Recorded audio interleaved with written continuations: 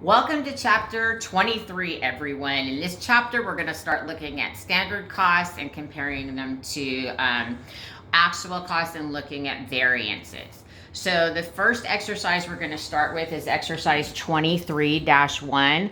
It's standard direct materials cost per unit. As a reminder, you can find all of the exercises that I'm using by logging into Cengage and opening up that ungraded assignment.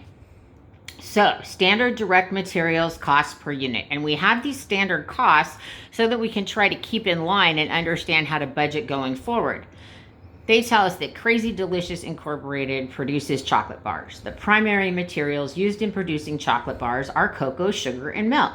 The standard cost for a batch of chocolate, 5,000 bars, are as follows. So they tell us, they give us cocoa, sugar, and milk. And so what this means is that for each 5,000 bars, they use 500 pounds of cocoa, 100 pounds of sugar, and 250 gallons of milk.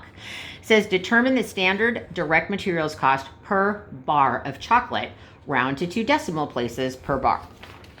All right, so I'm going to do this, and this is easy peasy lemon squeezy, right? So I'm going to take the cocoa, C-O-C-O-A. It's always a challenge for me. I'm going to take that 500 pounds.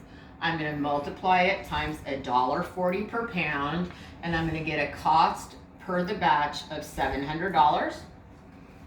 I'm going to do the same thing for the sugar. I'm going to take the 100 pounds. I'm going to multiply that times the cost of 50 cents per pound.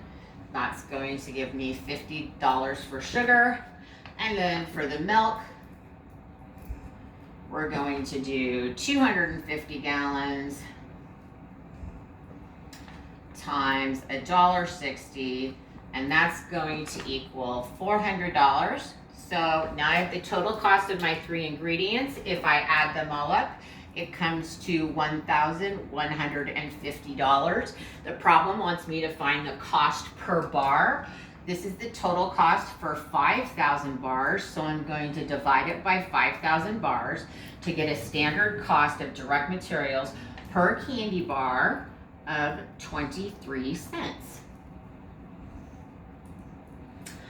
And that's how you complete exercise 23-1.